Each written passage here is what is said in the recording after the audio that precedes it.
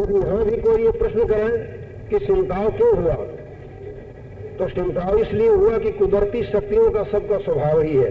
देखो, पानी सूरज की किरणों के वसीले आता है, जमीन पर पानी बन करके बरसता है और कार्रवाई करता है, और पीछे सूरज की किरणों के वसीले सिमट करके जैसे गैस रूप था उसी तरह से गैस रूप बन जाता है। तो कुदरती शक्तियां जितनी हैं, इन सब का स्वभाव है कि अपने उद्गम से उठ करके काम करना दायरे में, और काम करके और वापिस अपने घाट पर सिमट करके आ जाना। तो इसी तरह से चेतनधार का जब सिमटाव हुआ, तब पहले 1/4 सिमटी, तो सिमट कर कहाँ गई? यानी पहले शरीर के घाट पर थी, जब उसका सिमटाव हुआ तो सिमट कर कहाँ आई? मन के घाट पर आई, तन से मन के घाट पर आई। जब मन के घाट पर आई तब त्रेता युग लगा और मन से कार्रवाई शुरू की गई।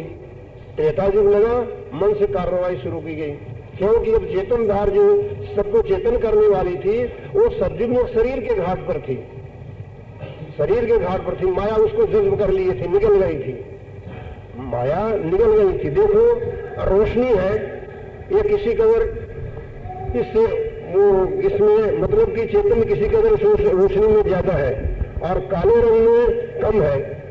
तो काला रंग किस कदर रोशनी को खींचता है? काला कपड़ा पहने तो कैसा तपने लग जाता है, बलने लग जाता है काला कपड़ा। तो क्योंकि माया का रंग काला है, तो माया चेतन को अपने में खींचती है। तो इसी सबब से सतयुग में शारीरिक शक्ति प्रधान हुई और शरीर के घाट पर चेतन कार्रवाई करता था। जब उसका सिमटाव हुआ तो शरीर से मन के घाट पर आया, और त्रेता में मन से योग साधन कराया गया, जो कि पहले बयान कर दिया गया सुबह। फिर इसी तरह से जब फिर 1/4 सिमटी तो सिमट कर कहाँ आई? कि तन और मन दोनों के घाट से सिमट करके प्राणों के घाट पर आई, प्राणों के घाट पर आई और प्राणों से कार्रवाई की गई। द्वापर युग लगा, द्वापर में प्राणायाम योग कराया गया। श्रीमद् भागवत में देखो, प्राणायाम योग कराया जाता था, जो कि अभी हमने बयान किया। और जब वो फिर सिमटी तो जब तीसरी चौथाई सिमटी तो सिमट कर कहाँ आई? अब वो सिमटते सिमटते तन, मन और प्राण से अब वो चेतन जीवात्मा अपने घाट पर आ गई। अब वो कलयुग में अपने घाट पर आ गई, और जो ये घाट थे तन के, मन के और प्राणों के, ये कमजोर पड़ गए, कलयुग में कमजोर पड़ गए। इसीलिए कलयुग में परमार्थ उच्च दर्जे का कमाया जा सकता है। जब सदगुरु कबीर साहब ने फरमाया है कि सतयुग तो बंधन करे कई सद संत पुकार, कलयुग सम नहीं आन युग संत धरे अवतार। ये हम बतला चुके हैं सुबह के सत्संग में कि संत नाम किनका है? जो अनादि पुरुष अजन्मा है, सत्य है, निर्मल चैतन्य है, उसी को संत कहते हैं। संत शब्द के मायने क्या होते हैं? कि जो अनंत है और शांत है और सारी सृष्टि जिसके अंतर्गत है, सारी सृष्टि जिसके अंतर्गत है और स्वयं अनंत और शांत है, उसका नाम संत है।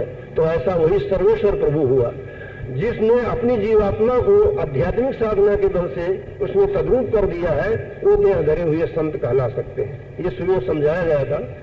तो आप देखो कि जैसा कि हम बयान कर रहे हैं, वेद पुराण भी इसी तरह गवाही दे रहे हैं। अब देखो, ब्रह्म के 10 अवतार हुए हैं, ब्रह्म के 10 अवतार हुए हैं।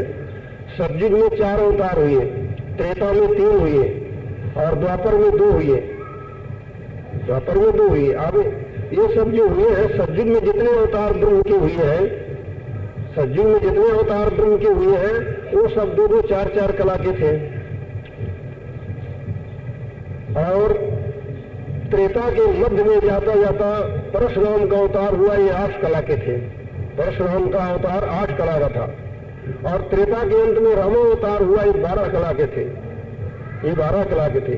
द्वापर के अंत में कृष्ण अवतार हुआ, ये पूर्ण कला के थे, 16 कला के थे, ये पूर्ण कला के थे।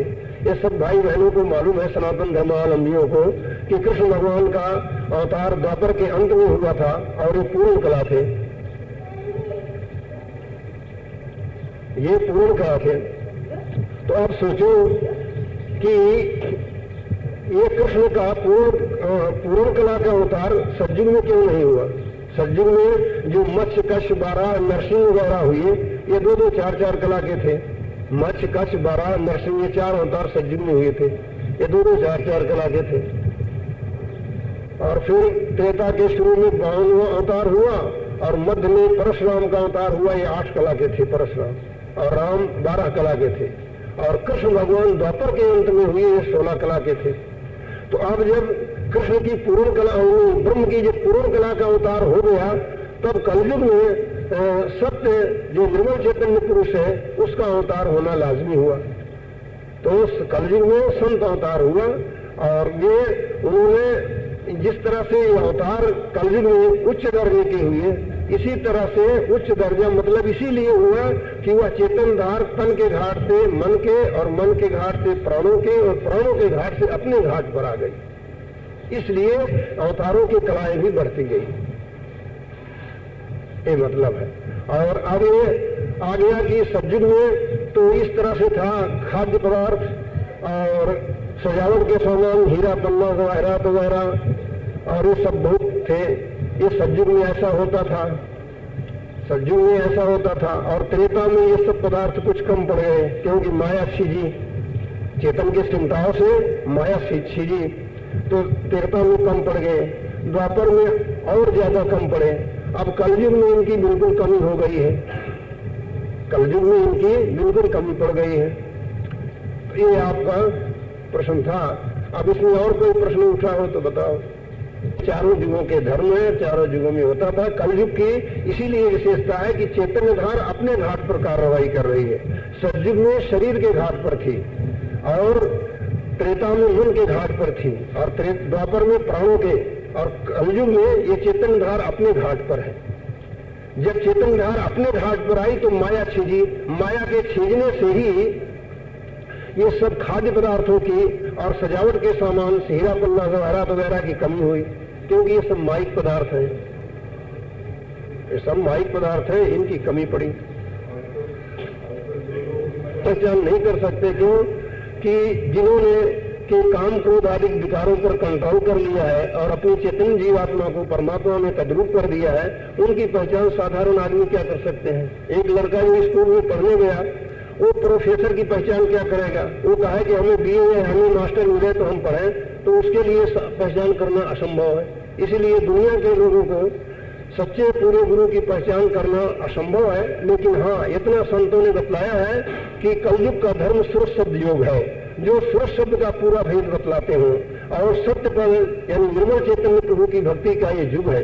जो इसका उद्देश्य करते हो उनसे उस शब्द मार्ग का उद्देश्य लेकर के और कमाई में लग जाना चाहिए। जब इसकी कमाई करोगे तो उनकी पहचान अंतर में खुद देखोगे।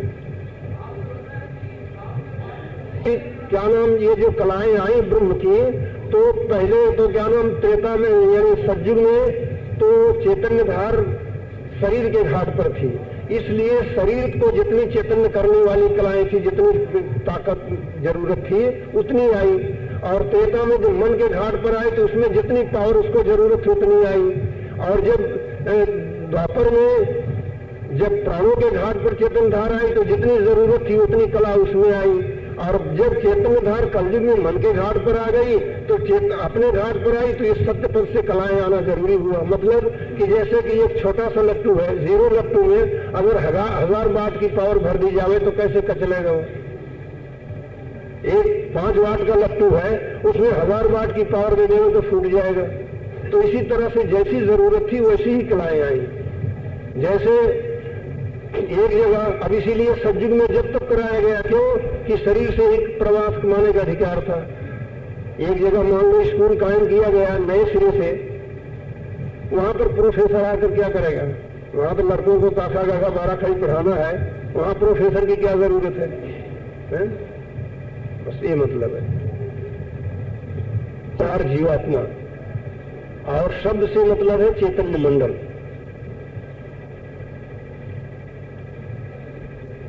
चार 10 दिन से संग होगा, इन सब बारीकियों को सुने तो काफी क्या नाम समझ में आ जाएगा।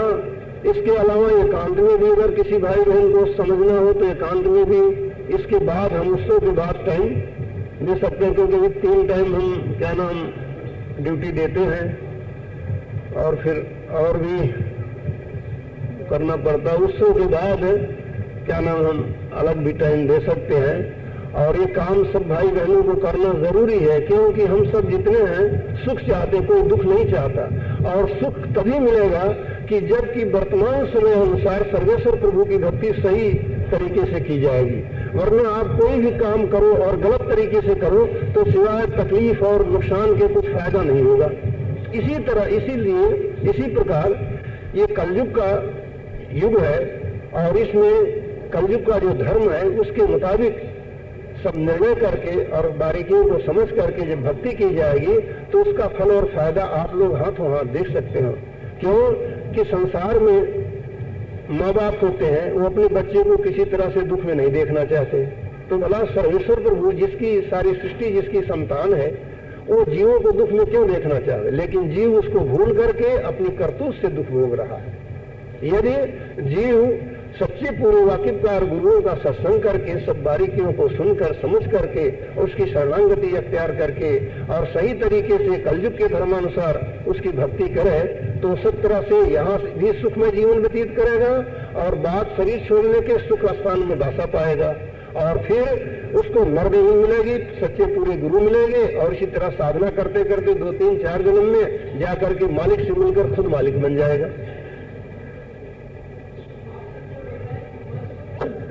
ये क्रोध, काम, लोभ, मोह आदि के सब मनोज कहलाते हैं, मन से उत्पन्न होने वाले हैं। जब क्या नाम पेड़ की जड़ काट दिए तो फिर डाली पत्ता कहाँ से हरे रहेंगे।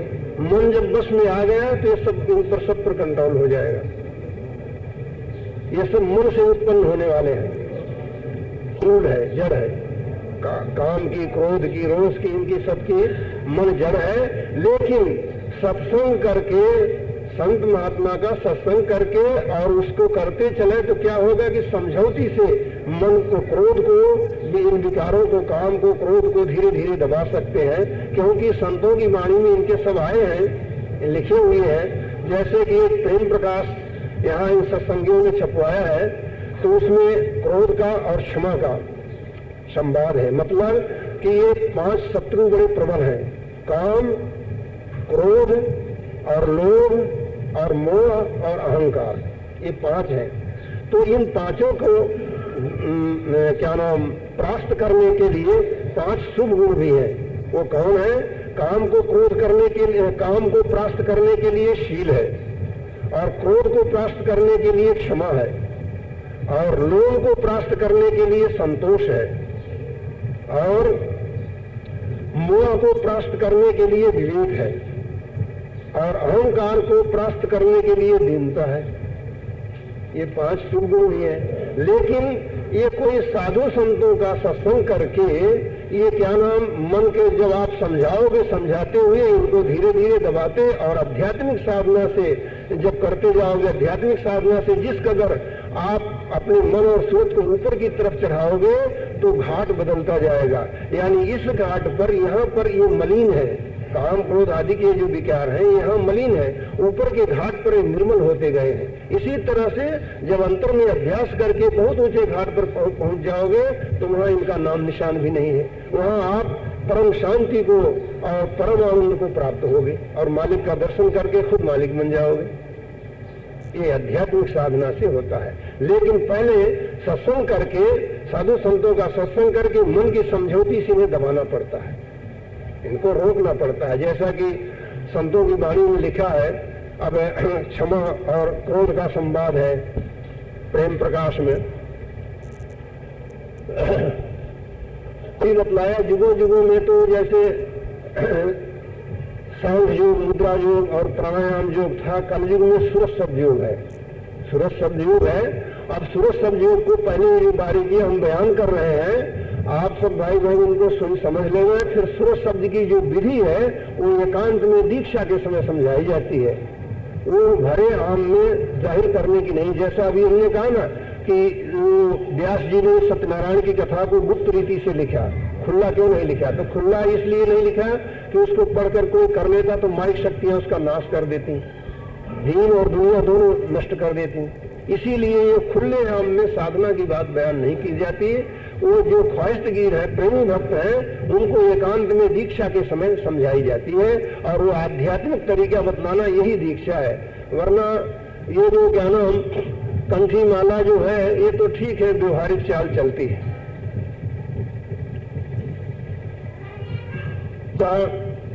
ये परमार्थी उमंग देख करके और आप लोग ऐसे बारीकियों को पूछते हो तो इससे भी हमारा दिल खुलता है और कहने को बड़ी हमें दिलचस्पी आती है, क्योंकि ऐसी बारीकियां हल करना और इसको सुनने वाले बहुत कम मिलते हैं।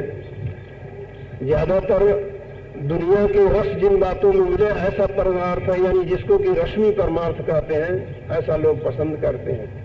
तो आप लोग इस बारीकियों को सुन रहे हो तो उससे हमें भी हौसला होता है कि हम प्रभु के गूढ़ रहस्यों का वर्णन करते हैं। इससे सुनने में और कहने में दोनों का फायदा है। लेकिन आप लोग सुन करके समझ करके अगर इसका उपदेश लेकर के इस तरफ को चलने लग जाएंगे तो भगवंत की लीला और महिमा और गुरु की महिमा आप अपने अंतर में खुद देखेंगे, और किस तरह से वो रक्षा और संभाल करता है जीव की, वो भी आपको खुद को मालूम पड़ेगा। ये जीता जागता मत है, कोई भी इसमें समझ करके और करके देख सकते हैं। ये सिर्फ जवानी जमा खर्च का नहीं।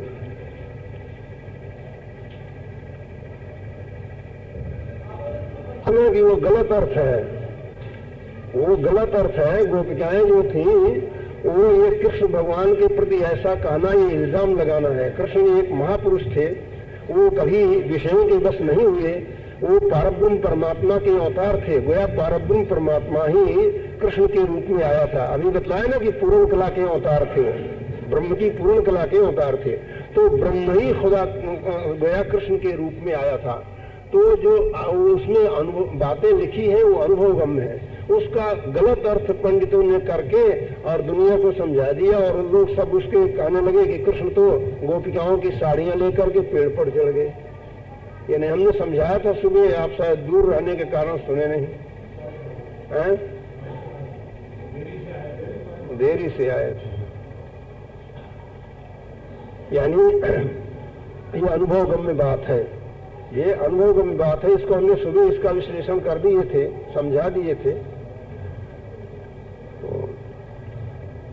फिर अब टाइम हो गया, फिर कभी समझा दिया जाएगा। तो अनुभवगम्य बातें पुराणों में लिखी है, आध्यात्मिक की बातें, जो कि मन बुद्धि से वाणी से परे की बातें हैं। उसको लेखबद्ध किया है तो लेखबद्ध करने में प्रसंग बनाना पड़ता है, रूपक बनता है। तो अब लोग विद्वान लोग उस रूपक को लेकर के चल पड़े और उसकी अरूपता की तरफ, आध्यात्मिकता की तरफ ध्यान नहीं दिए। इसलिए इन महापुरुषों पर इल्जाम लगने लगा। विधर्मियों ने मौका पा करके इसकी मजाक और खिल्ली उड़ाने लग गए।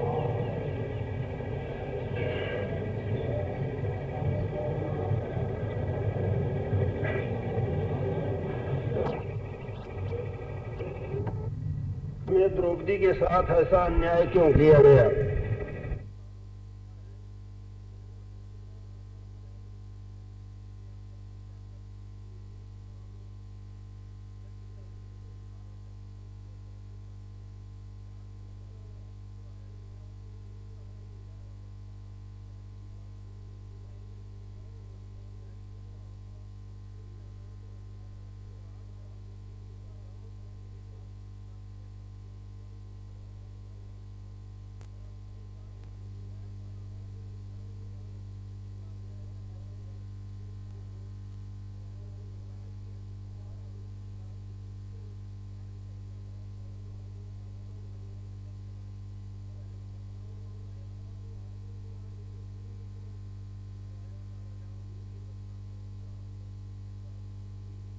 हाँ, इस कलयुग में सर्वेश्वर प्रभु ने दया करके ऐसा अधिकार जीवों को बख्शा है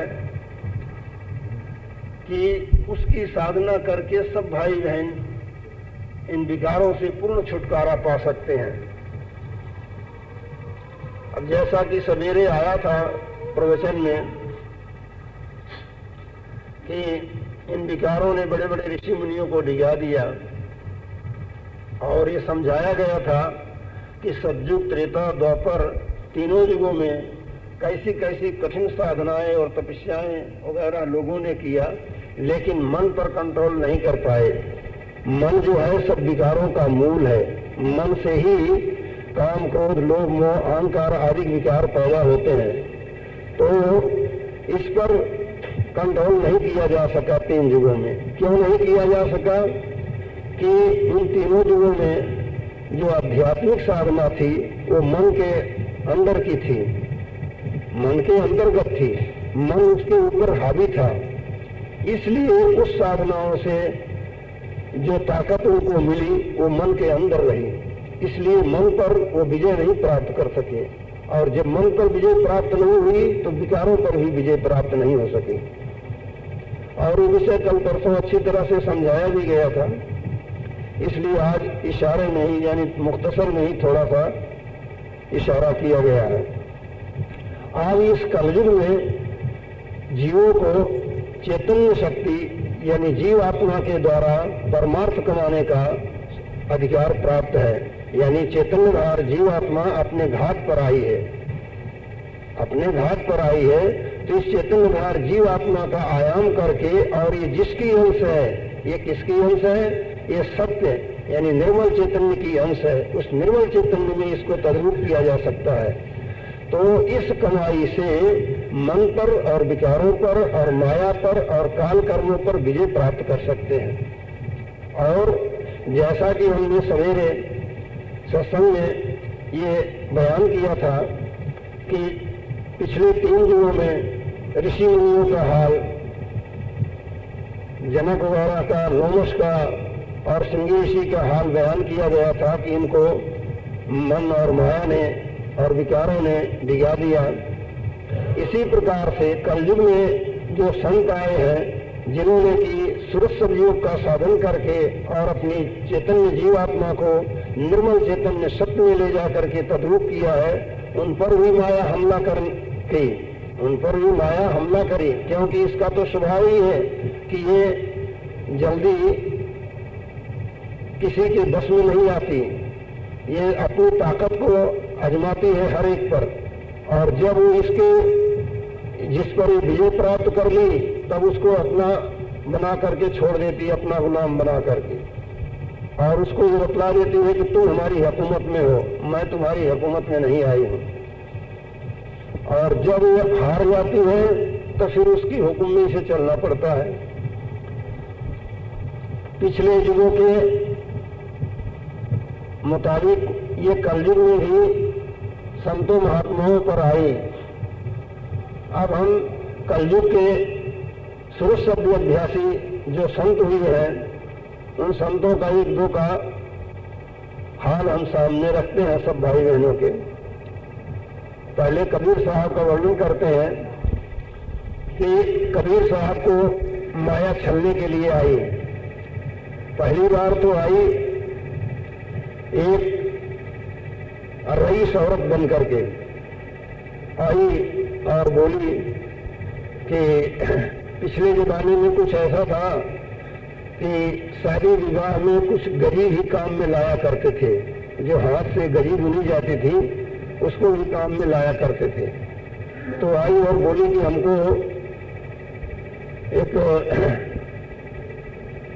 थोड़ी से 4-5 गज गरी की जरूरत है।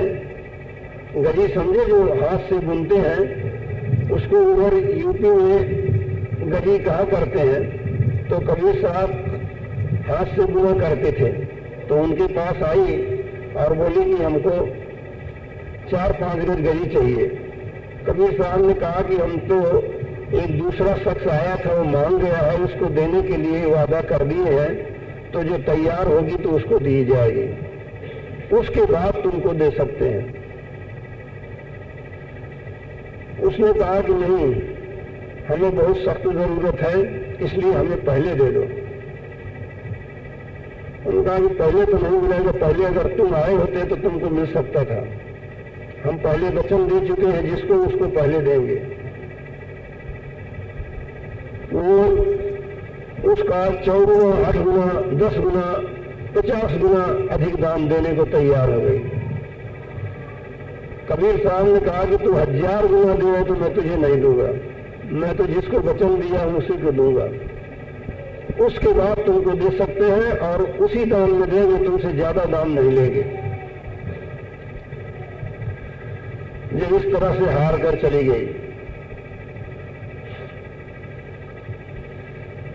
दूसरी बार फिर आई तो क्या ये कपड़ा बुनने वाले ताना तानते हैं ना, बहुत दूर तक के सूत को लंबा तान देते हैं और एक वो होता है उसको यूं उस पर फेरते हैं।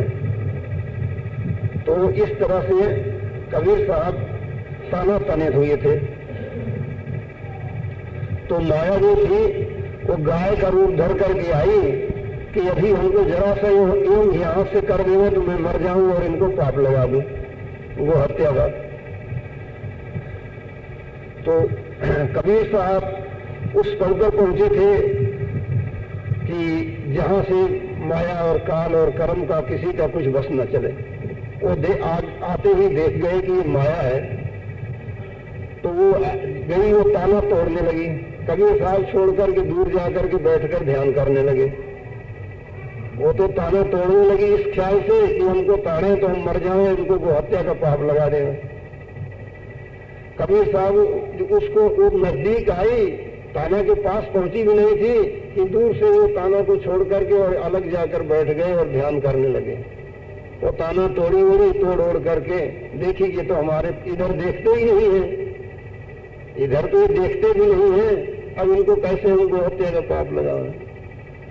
वो तो आंखें मीच करके अपने ध्यान में बैठ गए और वो ताना तोड़ ओड़ करके अपना देखी कि जब इधर नहीं देखते हैं तो चली गई।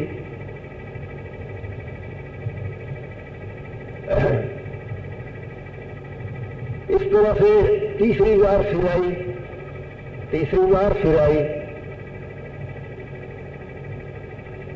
फिर आकर के एक दिन उस कमाई की कबीर साहब कुछ कपड़ा लेकर के बाजार जा रहे थे। बाजार जा रहे थे तो बहुत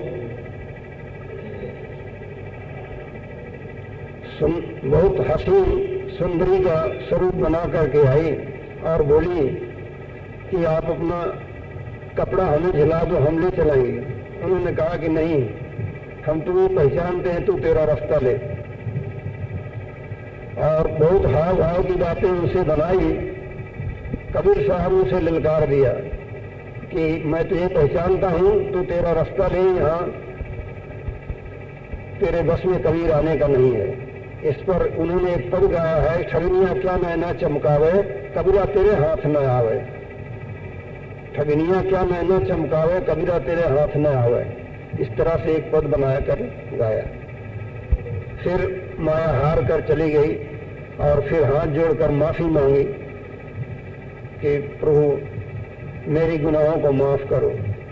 कबीर साहब ने कहा तेरे माफी मांगने से पहले ही माफ है, और भी तेरे से कोई बल छलवल चले तो कर ले, तू अच्छी तरह से आजमा ले।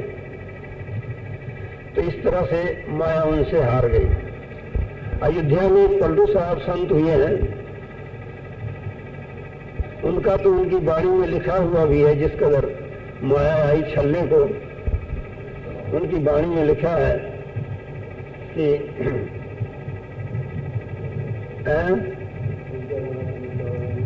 हाँ, पलटू साहब ने कहा है अयोध्या के वो थे, वो दाहिया थे, जब माया उनके पास आई तब उन्होंने कहा कि तू क्या माया मुंह नचावे, मैं हूं बड़ा नचनिया, यहाँ बाणिक तोड़ न लागे, मैं हूं पलटू बनिया। मतलब कि माया पलटू साहब के पास आई छलने के लिए। तब उन्होंने इस कदर से जब जवाब दिया तो भी वो नहीं मालूम, फिर इधर उधर ज्यादा हाव भाव करने लगी। तो पलटू साहब ललकारे और बोले कि अभी तेरा झोंटा काट लेंगे और लगाएंगे सोटा तो तू चिल्लाती हुई जाएगी और माथा मोड़ करके मुंडी कर लूंगा। ये इस तरह से ललकारे।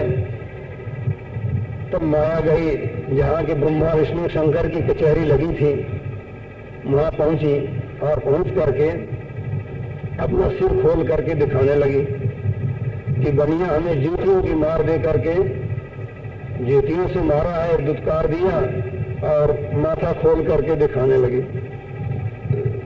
तो अब विष्णु भगवान को क्रोध आया और उन्होंने इंद्र को बुलाकर हुक्म दिया कि अप्सराओं को भेज करके अयोध्या में अभी दानियों को दिगा दो। इंद्र उसी समय अप्सराओं को लेकर के आए अयोध्या में। पलटू साहब ध्यान में बैठे थे। वो अप्सराएं आकर के कोई उनके जंघे पर बैठ जाती, कोई कुछ गाती, कोई कुछ गाती। बसंत ऋतु वहां रच गई और लगी क्या नाम नाच गान करने और बड़ी मीठी बोली से पलटू साहब को लगी रिझाने कि आप हमारी तरफ देखो, हम सब आपकी सेवा में रहेंगी, आप वैकुंठ का राजा आपको बना देंगी, आपको मुक्ति देगी और आप हमारी तरफ देखो तो सही।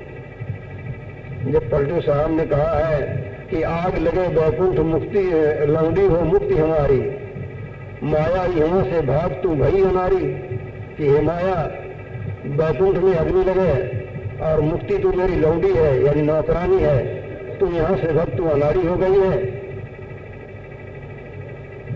और फिर इसी तरह से और शब्द कवि कहे हैं, यहाँ तक कह दिया है कि हम जोगी ये काम खसम तुम खोजो मोटा, ब्रह्मा विष्णु महेश तुम्हारे लायक धोता। पलटू साहब ने कहा कि हम जोगी ये काम खसम तुम खोजो मोटा, ब्रह्मा विष्णु महेश तुम्हारे लायक धोता। आप रोज ये भाग पकड़ के कटे हो चोटा, यानी तू अपनी इज्जत लेकर ये भाग ना कि तेरा चोटा काट लेंगे। जब इस तरह से ललकारे हैं, जब फिर अप्सराएं सब भाग करके वैकुंठ में पहुंची हैं और विष्णु भगवान से कहीं कि वहां अमल नहीं है, जा करके बोली कि दुनिया डिगे तो ना लाख तुम करो उपाय, यानी बनिया किसी तरह डिगने का नहीं, चाहे लाखों तदबीर करो, हम सब कुछ उपाय करके थक गई है और अब वो क्या नाम क्रोध करेगा तो तुम्हारा वैकुंठ वगैरह सब उलट देगा। अब जा करके उससे माफी मांगो, हमको तो भेजे, हमने आपके हुक्म की तामीली करके और जो कुछ उपाधि करना था करके आ गई। अब जा करके आप माफी मांगो, नहीं तो वैकुंठ वगैरह सब उलट देगा। इस तरह से पलटू साहब की बाणी में है। तो मतलब ये है कि ये वो थे कि इन लोगों ने सुर शब्द का साधन करके जीवात्मा को उस निर्मल चैतन्य में सत्य में तद्रूप कर दिया था। तो इसलिए इन पर माया का कोई जोर नहीं चला।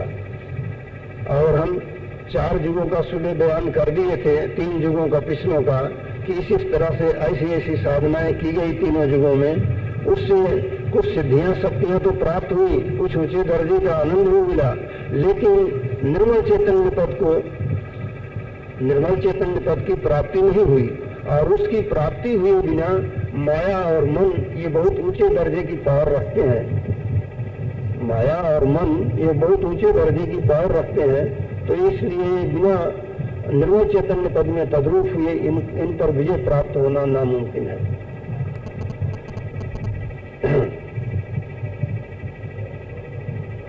यानी ये जो संत हुए हैं, ये सुबह बतलाया गया था कि ये संत सत्य के ही अवतार थे। जैसा कि ब्रह्म के 10 अवतार हुए, द्वापर के अंत में कृष्ण अवतार हुआ जो कि पूर्ण कला का अवतार था। तो जब ब्रह्म की पूर्ण कला का अवतार हो गया द्वापर के अंत में, तब कलयुग में सत्य का अवतार होना स्वाभाविक होता है। तो ये संत जो थे ये उसी सत्य के अवतार थे, इसलिए यहाँ माया का जोर नहीं चला। और इन संतों ने प्रकट होकर के जीवों पर महान दया फरमा करके वही तरीका जारी किया है, जिससे कि जीव उस सत्य पद में तद्रूप होकर के सदा के लिए सर्वशक्तिमानता और परमानंद का अनुभव करे। वह तरीका क्या है? सूरत शब्द योग। वो तरीका सूरत शब्द योग है। अभी 1500 वर्ष के अंदर जितने संत हुए हैं सबकी वाणी में सूरत शब्द योग का जिक्र है। सबों की वाणी में सूरत शब्द योग का जिक्र है। और सूरत शब्द का साधन जो है बहुत सरल है, पिछले योगों के द्वारा तपस्या की बनस्बत और योगों की बनस्बत बहुत सरल है। सतयुग त्रेता द्वापर में जो साधन किए जाते थे उनसे ये बहुत सरल है। यहाँ तक कि इसको गृहस्थ आश्रम में रहते हुए सब भाई बहन कर सकते हैं।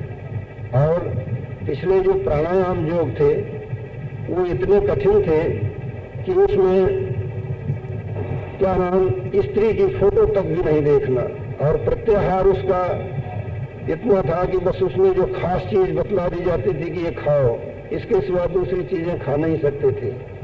और स्थूल शरीर को साफ रखने के लिए योग की खटक्रियाएं जो है, नेति, धोती, बस्ती, नौली, गजक्रिया वगैरह, ये सब करना पड़ता था। तो ये सब बहुत कठिन थे। अब इसमें ये कलयुग है, इसमें इस कलयुग का धर्म है भक्ति, लेकिन इसका साधन है आध्यात्मिक साधना सुर शब्द योग। इसमें वो कठिनाइयां नहीं है। सुर शब्द योग में आप सुंदर मसनंद लगा करके मखमल की गद्दी पर बैठ करके कर सकते हो, लेकिन नींद नहीं लेना चाहिए, नींद नहीं आनी चाहिए। और इसमें प्रेम होना चाहिए, प्रेम की मुख्यता है, क्योंकि मालिक प्रेम है, मालिक प्रेम स्वरूप है, बल्कि प्रेम ही मालिक है, प्रेम ही मालिक है। वो उससे जब प्रेम होगा तब आपके अंदर गिरा उठेगी। ये स्वाभाविक बात है कि जिससे जिसका प्रेम होता है, जब वो नहीं मिलता तो उसकी जुदाई में उसको गिरा उठता नहीं, दुख आता है। तो आप मखमल की गद्दी पर बैठ करके रोइए, तो वो रोने से वो प्रभु रीझता है। जैसा कबीर साहब ने कहा है कि हंसी हंसी कंत न पाइया, जिन पाया तिन रोए, फांसी खेली प्यू मिले तो कौन दुहागिन होए। सुखिया सब संसार है, खाई और सोए, दुखिया दास कबीर है, जागे और रोए। तो आप इसका भेद ले करके उस सर्वेश्वर प्रभु के दर्शन के लिए रात्रि में जाग करके रोइए, उसको पुकारिए, रोइए, देखिए वो कितनी जल्दी क्या नाम इस अभ्यास का असर आप पर होता है और किस कदर आपकी रक्षा और संभाल होती है। लेकिन इसके साथ सब भेद और उसका भाव और उसका तरीका और उस युक्ति सब मालूम करना है। जब मालूम करके आप इस तरह से करेंगे तो बहुत जल्दी फायदा उठाएंगे, वरना बिना मालूम किए हुए आप अगर इस कार्रवाई को शुरू करें कि किसी भी नाम से हम उसको पुकारें, किसी भी नाम से पुकारें, तो वो तो ठीक है, लेकिन सही नाम के पुकारे बिना वो जल्दी नहीं सुनता। और वो नाम सही नाम गुरु से मिलेगा। इस नाम के भेद का भी प्रश्न वर्णन किया गया, लेकिन प्रश्न आने पर फिर इसका वर्णन करना जरूरी होता है कि नाम नाम सभी कहते हैं, लेकिन संतों ने नाम का निर्णय किया है। वेदों पुराणों में भी नाम की महिमा की गई है, परंतु जिस नाम की महिमा वेदों में, पुराणों में और संतों महात्माओं ने किया है, उस नाम से भाई बहन बेखबर है। जैसा कि पलटू साहब ने कहा है कि नाम नाम सब कोई कहे, नाम न जाने कोई, नाम न जाने कोई, नाम की गति है न्यारी, उसी सकस को मिले जिन्होंने आशा मारी। कबीर साहब कहते हैं कि राम राम सब कोई कहे, नाम न चीन्हे कोई, नाम चीन सतगुरु मिले, नाम कहावे सोए। कोटि नाम संसार में तासे मुक्ति न होए, आज नाम जो गुप्त जप बूझे बिरला कोई। तो नाम का, सही नाम का मालूम होना जरूरी है। तुलसीदास जी रामायण में लिखते हैं कि निर्गुण तेज भांति बड़, नाम प्रभाव अपार, कहो नाम बड़ राम ते निज विचार अनुसार। यानी निर्गुण ब्रह्म से और राम से, दोनों से नाम की महिमा अपार है, मैं अपने निज विचार अनुसार कह रहा हूं। ये तुलसीदास जी रामायण में लिखते हैं। और भी कहते हैं कि ब्रह्म राम ते नाम बरदायक बरदान सप्त कोटि प्रभु चरितमा ली महेश जी जान। और यहाँ तक कह दिए कि कह लगी कहो नाम प्रभुताई राम न सकई नाम गुण गाई। तो नाम वो और है, यानी नाम दो प्रकार का होता है, एक वर्णात्मक और दूसरा ध्वन्यात्मक। वर्णात्मक नाम वो होता है जो लिखने पढ़ने में आता है, जबान से बोलने में आता है, उसे वर्णात्मक कहते हैं। और ध्वन्यात्मक वो है जो कि चैतन्य के साथ स्वयं गुंजार रहा है, वो चैतन्य ही है, वो लिखने पढ़ने में नहीं आता, जबान से बोलने में नहीं आता, और न उसका सुमिरन जबान से किया जा सकता है, न मन से उसे याद कर सकते हैं। उसी को संतों ने शब्द कहा है। और वही अभी दोपहर के सत्संग में बतलाया गया था कि व्यास जी ने उसी को सत्यनारायण की कथा कहा है। वेदों में उसे अनाहदनाथ कहा है, वेदों में उसे अनाहदनाथ कहा गया है। तो वह नाम ध्वन्यात्मक है, वो नाम ध्वन्यात्मक है। लेकिन ध्वन्यात्मक से जो ध्वन्यात्मक से जो प्रतिध्वनि आकर के दायरा बनाती है उसी को वर्णात्मक कहा गया है। उसका अनुमान करके संतों महात्माओं ने अपने अनुयायियों को बतलाया और उन्होंने उसका जाप किया। जाप करके उन्होंने उस ध्वन्यात्मक को पकड़ा, यानी यह वर्णात्मक सिर्फ मन और जीवात्मा यानी सूरत की सफाई के लिए है। वर्णात्मक से मन और सूरत की सफाई होती है, और ध्वन्यात्मक से मन और सूरत की चढ़ाई आसमान के ऊपर होती है। तो वर्णात्मक सफाई के लिए है, लेकिन वर्णात्मक होना चाहिए असली, सही वर्णात्मक होना चाहिए। वर्णात्मक में भी दो किस्में हैं, जैसे नाम की दो किस्म हुई, वर्णात्मक और ध्वन्यात्मक। वर्णात्मक से तो मन और सूरत की सफाई होगी, और ध्वन्यात्मक से मन और सूरत सिमट करके ब्रह्मांडों की सैर कराएंगे और सब ब्रह्मांडों के पार जा करके अपने निज प्रभु में तद्रूप होंगे। वो ध्वन्यात्मक है।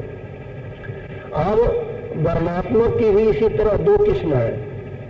वो दो किस्म कौन है कि एक तो कृत्रिम वर्णात्मक और एक असली वर्णात्मक, जिसे कि फारसी में जाति और सिफाती कहते हैं। जाति और सिफाती, जाति वाले असली और सिफाती वाले कोई सिफ्त या गुण या करतूत करके जो नाम रखा गया। जैसे सिफाती या कृत्रिम, इसे सिफाती कहते हैं, या गुण या करतूत करके रखा जाता है, किसी करतूत से नाम उसको कृत्रिम कहते हैं।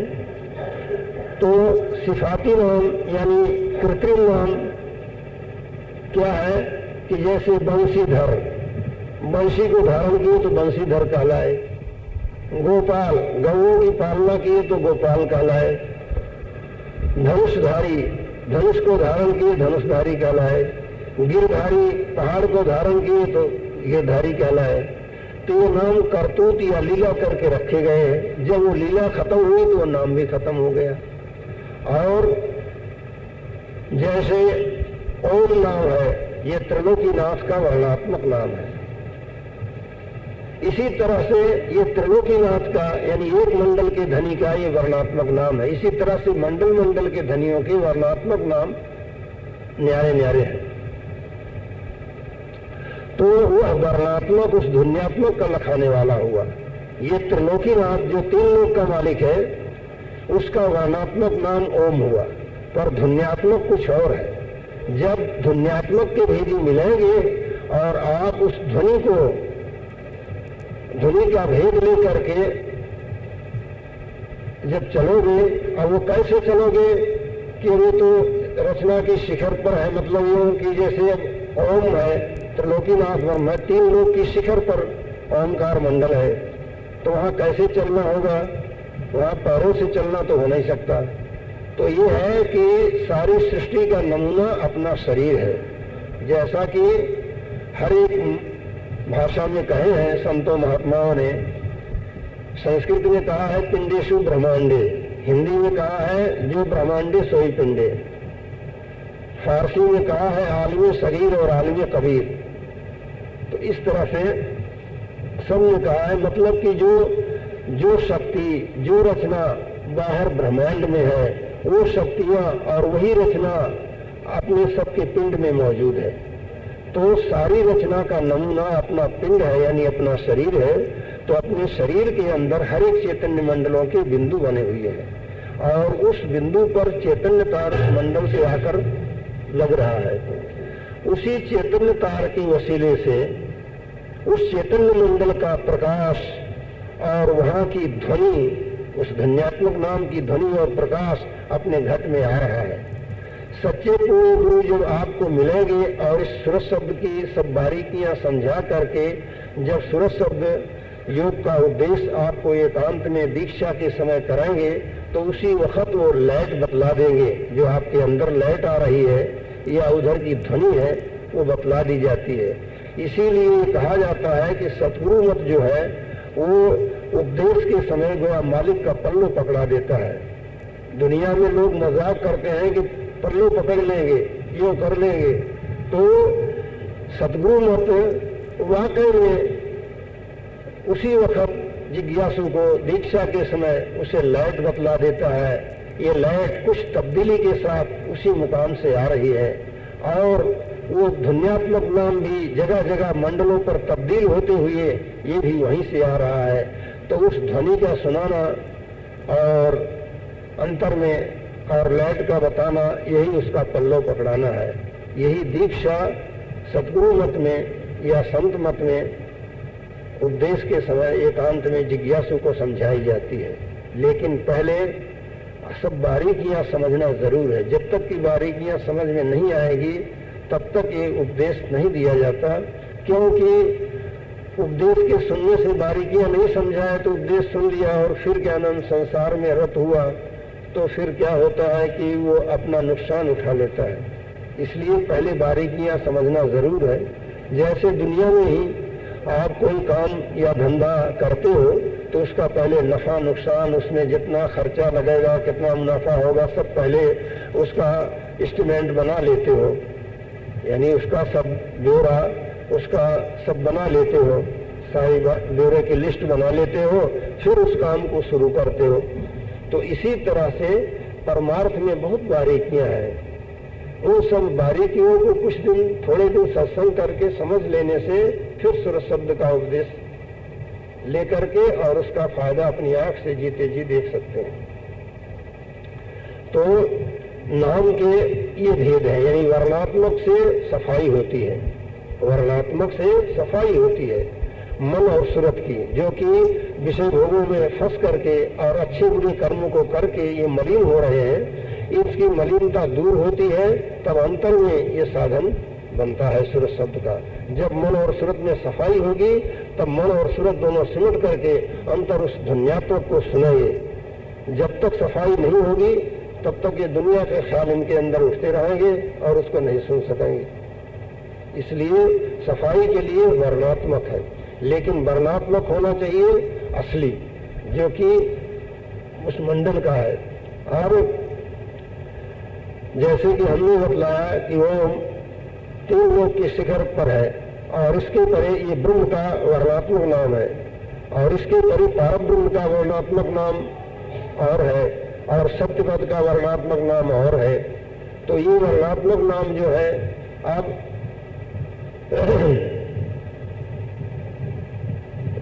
ब्रह्म का वर्णात्मक नाम तो ओम हुआ और पारब्रह्म जो है, जो ब्रह्म से परे है, अनंत ब्रह्म को चेतनता और ताकत देने वाला है, उसका नाम है राम। ये वर्णात्मक नाम है उसका असली। और ये तो सब ब्रह्मदेश और पारब्रह्म देश के दोनों नाम हो गए। इसी तरह से सप्तदेश का धनी जो है, जिसने कि सप्तदेश की रचना रचा है, अब ये रचना जो है ब्रह्मपद की, ब्रह्मदेश और पारब्रह्म पद की जो रचनाएं हैं, इनका महाप्रलय में अभाव हो जाता है। सप्तदेश की रचना जो है वो हमेशा एक रस रहती है, वो हमेशा एक रस रहती है, उसका आदि है पर अंत नहीं है। तो उस रचना का, सप्तदेश का जो धनी है वो सत्य है, निर्मल चैतन्य पुरुष है। वहां का वर्णात्मक नाम जो है वो सत्य है, उसको संतों ने सतगुरु कहा है। और सतगुरु कोई हार चांद के पुतले का नाम नहीं है, सतगुरु कहा है इसलिए कि यह सतगुरु शब्द जो है सारी सृष्टि का ज्ञान कराते हुए और सब सृष्टि के धनी का नाम सतगुरु होता है। कैसे? इस नाम के अर्थ से जाहिर है। सतगुरु में क्या है? सत्य गुरु रू। तो सत्य उसको कहते हैं जो हमेशा एक रस रहता है और कहीं उसमें रूपांतर नहीं होता, कहीं उसका नाश नहीं होता, हमेशा एक सा रहता है, उसको सत्य कहते हैं। तो सत्यदेश का रचने वाला जो सत्यदेश का धनी है वो और उसकी रचना ये सब सत्य है। तो ये सत्य हुआ। और गु माने अंधकार माया, गु माने अंधकार माया। तो सत्यदेश की रचना के बाद माया का ज़हूर हुआ, यानी माया प्रकट हुई। उस माया के अंतर्गत अंधेरा था, इसीलिए उसको गु कहा गया। गु माने अंधेरा। और रू, रा और रू से रू होता है। तो सत्यदेश की रचना जब रच गई और नीचे जब माया प्रकट हुई, माया जब प्रकट हुई तब उस माया के अंदर जो चैतन्य था वो बेहोशी हालत में था, अपने बल से कुछ नहीं कर सकता था। तब उस सत्य प्रभु को, निर्मल चैतन्य पुरुष को, जो कि दया का सोत पोत है, उन्होंने उनको चैतन्य को ऐसी बेहोशी हालत या अमुजी हालत में देखना मंजूर नहीं हुआ। तब उस माया मंडल की सीमा पर जो एक सूरत या एक रूप थी उसको उसके अंदर गुप्त रीति से प्रेरणा किया। वो उस माया की तरफ तवज्जो करी, माया की तरफ ध्यान दिया। जब माया की तरफ वो ध्यान दी और काफी समय तक माया का संग रहा, तब माया की तरफ ध्यान देने से और उसके संग से उसके अंदर भूल आई। भूल आई, क्या भूल आई? वो अपने आप को और अपने स्वामी को भूल गई। उसने समझा वो आपने को ही भूल से सत्य मानने लगी कि मैं ही सत्य हूँ, चैतन्य हूँ, आनंद स्वरूप हूँ। ऐसा समझ करके वो माया की तरफ मुतवज्जा हुई, यानी माया की तरफ ध्यान दे करके उधर उतरी। जब वो चैतन्य धार वो सुरत की उस माया मंडल में उतरी तब रू, यानी रा से रा और रू से रू हुआ। तो रा से रंकार यानी राम को और रू से ओंकार, तो दोनों को चेतन किया। तो इस नाम में, सतगुरु नाम में ये सब बातें बीज रूप में मौजूद है। यानी ओम तो त्रिलोकी का मालिक है, ओम त्रिलोकी का मालिक है। और रंकार जो है वही राम है, वो त्रिलोकी, अनंत त्रिलोकी नाथों का नाथ है। और सत्य जो है वो माया के पार जो सत्य देश है, जहाँ माया का नाम निशान नहीं है, जहाँ चेतन प्रेम के आकर्षण में खिंच करके प्रेम सत्य देश की रचना हुई है, उस सत्य देश का धनी वो सत्य है। तो इस तरह से सतगुरु नाम सारी रचना का बोध कराते हुए, और ये सतगुरु नाम सच्चे मालिक का है। तो अब यानी कुल रचना को अभी इसका और थोड़ा भी हम खुलासा करते हैं, जिससे कि सब भाई बहनों के समझ में आ जाए। यानी जो सत्यदेश के दासी संत हैं, उन सब ने कुल रचना को 3 दर्जों में बांटा है। वो 3 दर्जे रचना की कौन है? पहला सत्यदेश जो अजर अमर अविनाशी एक रस रहने वाला है, दूसरा ब्रह्मदेश, तीसरा माया देश। इन तीनों देशों के 3 धनी हैं। माया देश में त्रिलोकी शामिल है, माया देश में त्रिलोकी शामिल है। 7 पाताल, 7 आकाश और 7 ब्रह्मांड, 21 खंड की एक त्रिलोकी है। ये त्रिलोकी माया देश कहा जाता है। इस त्रिलोकी का मालिक कौन है? ओंकार ब्रह्म। ओंकार ब्रह्म ये त्रिलोकी का मालिक है, यही मायापति है। तो आप देखिए कि ओम, ओम शब्द जो है इसमें 3 मात्राएं हैं, आ उ म। आ उ म। आ से स्थिति सतोगुण विष्णु, ऊ से उत्पत्ति रजोगुण ब्रह्मा, और मां से मरण तमोगुण महादेव। ये तीनों गुण और तीनों स्थितियां, उत्पत्ति, प्रलय और स्थिति, और तीनों देव और सारी त्रिलोकी का ज्ञान कराते हुए ओम नाम त्रिलोकीनाथ का हुआ। समझे ना? इसी प्रकार से आगे त्रिलोकीनाथों का नाथ कौन है? राम। तो वो त्रिलोकियों का और त्रिलोकीनाथों का ज्ञान कराते हुए राम नाम त्रिलोकीनाथों का होता है। कैसे? वो इस नाम के अर्थ से ही सिद्ध है। राम, राम शुद्ध उच्चारण किया जाता है तो रा तो शून्य शिखर पर गाज रहा है, रा शब्द शून्य शिखर पर गाजता है। और रा से जब पहले रा उच्चारण होता है, पीछे सान्नासिक यानी अर्धमात्रा बनती है। रा अर्धमात्रा बनी। वो अर्धमात्रा जो है वो उस रवंकार पद से यानी शून्य शिखर से उतरी और उतर करके नीचे आकर के माया से मिल करके अनंत रूप धारण करती है। यानी सान्नासिक के बाद मकार आता है तो ही मकार माया है, मकार माया है। माया से मिल करके वो अर्धमात्रा रवंकार से जो जाहिर हुई, अर्धमात्रा माया से मिलकर के अनंत रूप धारण करी, तो यही अनंत अहंकार हुई। तो अब इसमें राम में ओम आ गया। राम, राम यानी अब वो आकर के वही ओम हुआ, तो वो ओम के ओंकार के सहित राम नाम है। जैसे शुद्ध उच्चारण किए तो राम, राम में ओम आ जाता है। शुद्ध उच्चारण करने से राम में ओम आ जाता है। तो ओंकार और ओंकार त्रिलोकीनाथ है, त्रिलोकी और ओंकार के सहित राम नाम हो गया। इनका सबका ज्ञान कराते हुए राम नाम त्रिलोकीनाथों का, त्रिलोकीनाथों के नाथ का राम नाम हुआ। तो अब ये तो ब्रह्मदेश और भारत देश के ये धनियों का नाम हुआ, माया देश और ब्रह्म देश के धनी का ही नाम हुआ। इसी तरह से सत्यदेश के धनी का सतगुरु है। तो जैसा हमने पहले समझाया, सतगुरु यानी सत्यदेश तलक तो सब सत्य है, उसके नीचे अंधकार जो माया थी, उस अंधकार माया में जब स्रोत उतरी तो गु यानी अंधकार माया को झटक कर नीचे गिराई और रा और रू से रा और रू से रू हुआ।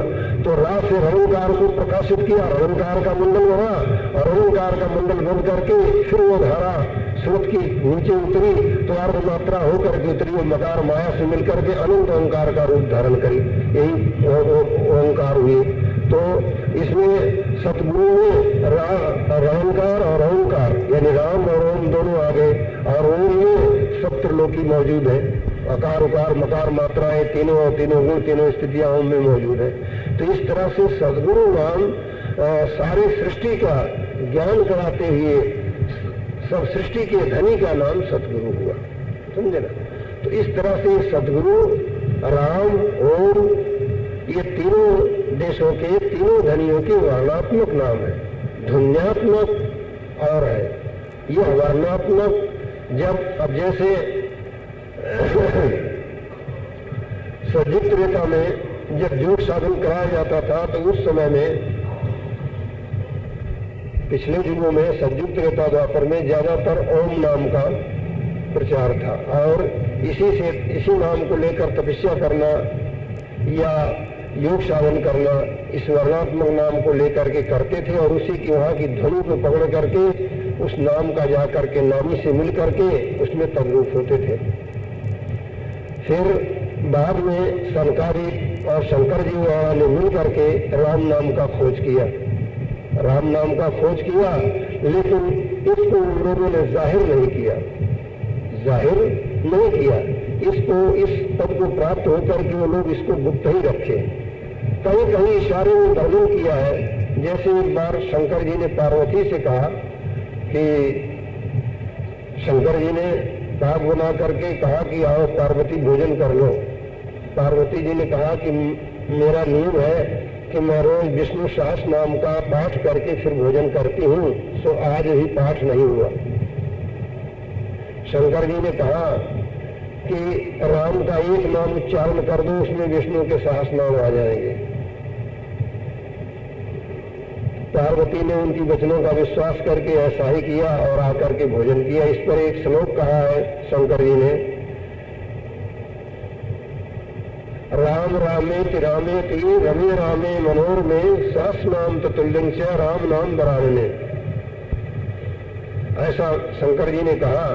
तब पार्वती सुनकर के आकर के शंकर जी के साथ भोजन करी। जब से शिव जी ने अपने आधे अंग में पार्वती को स्थित किया और जभी से उनका नाम अर्धनारी नटेश्वर हुआ।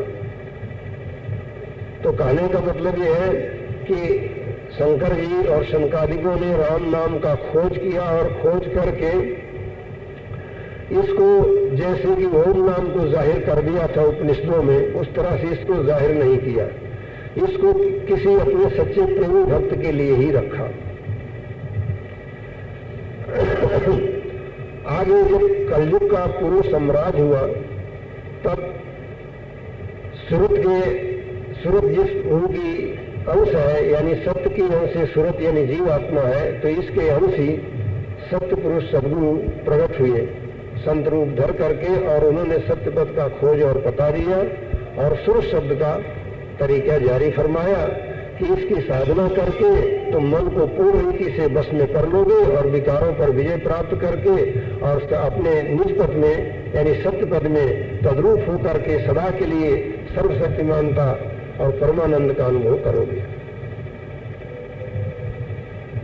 इस तरह से उपदेश किया। तो अब कलयुग है, इसमें सुर शब्द योग का साधन सब भाई बहन कर सकते हैं।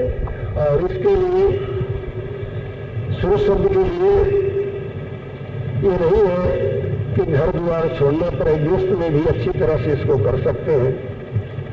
क्योंकि पहले ही एकदम स्कूल में जाते ही लड़का मैट्रिक या एमए बीए नहीं कर लेता, पढ़ते पढ़ते आगे चलता। इसीलिए पहले गृहस्थ में रहते हुए इसका साधन शुरू करना चाहिए। लेकिन इसमें दो बातों का त्याग पहले करना पड़ता है जब इसका उपदेश मिलता है। वो दो बातें क्या है कि सब प्रकार के मांसाहार का त्याग और सब प्रकार की नशीली चीजों का त्याग करके फिर इसका उपदेश लेकर के हर एक भाई बहन इसको कर सकते हैं। जैसे ये नाम भेद बतलाया गया, इसी तरह से धुन्यात्मक का भी भेद सब समझाया जाता है, लेकिन धुन्यात्मक का भेद ज्यादातर दीक्षा के समय में समझाया जाता है। तो इस युग का यही धर्म भी है। अभी 1500 वर्ष के अंदर जितने संत हुए हैं, जैसे कबीर साहब, दादू साहब, नानक साहब, पलटू साहब, जगजीवन साहब, तुलसीदास जी, सूरदास जी, मीराबाई, संतदास जी महाराज, रामचरण महाराज और रामदास जी महाराज, दयाल जी महाराज वगैरह जितने संत हुए हैं, सबकी वाणी में सुर शब्द है। किसी संत की वाणी उठा करके आप देखिए तो सब में सुर शब्द है। लेकिन अफसोस है कि न मालूम क्या मसला से सभी भाई बहन सुर शब्द से नावाकिफ है, सूरत शब्द से नावाकिफ है। सबब इसका ये है कि लोग ज्यादातर पिछले ग्रंथों पर को ज्यादा महत्व देते हैं जो कि संस्कृत में है, और पंडितों के द्वारा उन्हीं को सुनते हैं और खुद भी पढ़े तो उन्हीं को पढ़े और उसी में जो कुछ समझे बूझे उसी के मुताबिक टेक बांध करके कार्रवाइयां करते हैं। इसलिए फायदा नहीं होता, क्योंकि संस्कृत के जो पिछले जमाने के ग्रंथ हैं वो जिस समय में बनाए गए उस समय के लिए लाभदायक थे। जो ग्रंथ सतयुग में बना उसमें उसी समय की बात लिखी। सतयुग के ग्रंथों में जप और तप की बातें लिखी और यज्ञादिक कर्मों की बात, त्रेता में के ग्रंथों में आध्यात्मिक कर्म और मुद्रा योग वगैरह की बातें लिखी, और द्वापर के ग्रंथों में सांख्य योग और प्राणायाम योग की बातें लिखी। अब कलयुग में सुर शब्द योग की बातें संतों ने कहा। 1200 वर्ष के अंदर जितने हुए सब में सुर शब्द कहा है। और इन संतों की वाणी में हर एक भाई बहन देख सकते हैं कि उनमें सुर शब्द का ही जिक्र किया गया है। जैसे हम प्रमाण भी एक दो का दे देते हैं। सदगुरु कबीर साहब कहते हैं कि शब्द बिना श्रुतियां धरी कहो कहाँ को जाए, द्वार न पावे शब्द का फिर भटका खाए। और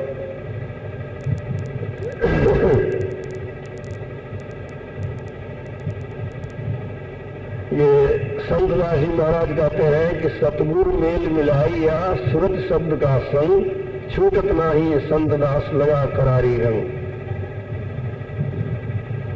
किशनदास जी महाराज कहते हैं कि सूरत शब्द से बिछड़ी हृदय नहीं उमाओ, किशनदास कैसे पिए फाटे चलसा जाओ। रामचंद्र महाराज कहते हैं कि गरर गरर अनहद गर रावे, चले कब कभी रू थर रावे।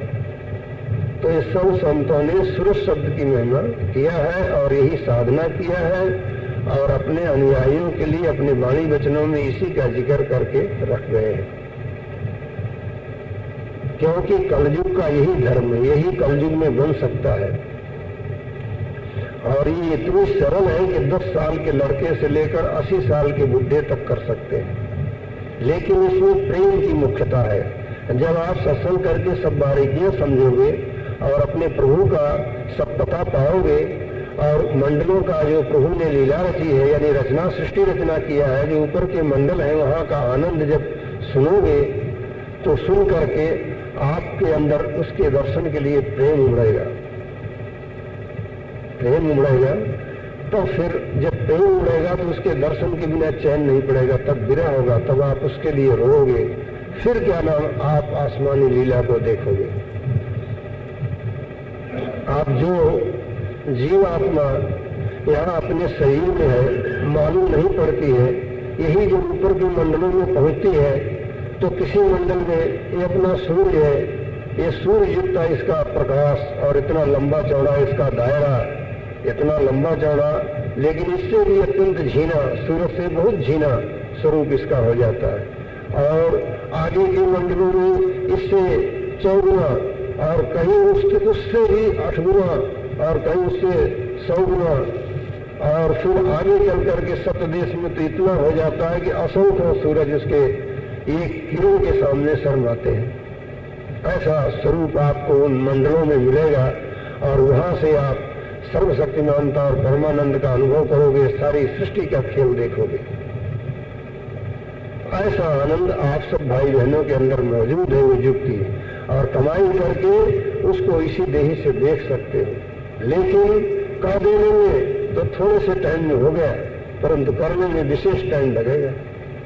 पहले तो समझना ही बहुत जरूरी है, समझने में ही काफी टाइम लगता है। यह तो बहुत सरल है परंतु फिर भी यह कठिन है, क्योंकि कठिन यूं है कि मन हम सब भाई बहनों का संसार ही बन रहा है। वो संसार को देखता है, संसार के भोगों विलासों को सत्य मानता है और इसी तरफ उसकी रुजुआत जन्मान जन्म से चली आ रही है। तो मन संसार के रसों का रसिया बन गया है। इसको इन बातों में, यहाँ के भोगों में चट रस आ जाता है। अब जब इधर से मुड़े और इसकी बिल्कुल आशा छोड़े तब जा करके उधर लगे, और जब लगे तो उधर का रस आवे। जब उधर लगे नहीं तो रस कैसे आवे। जैसे कि आप फर्ज करो कि एक शख्स, लोग बाग नाटक सिनेमा देखते हैं तो उसमें मन लग जाता है, लेकिन एक शख्स नाटक सिनेमा देखने का शौकीन था और वहां जाता है, परंतु एक दिन उसके ऐसा कोई सदमा दिल पर पड़ा हुआ है कि उसको बहुत भारी फिक्र है। उसी फिक्र में वो नाटक सिनेमा देखने गया, पर उस दिन उसको नाटक या सिनेमा का कोई भी स्वाद नहीं आता। उसके दिल में वही फिक्र बार बार धक्का लगाती रहती है।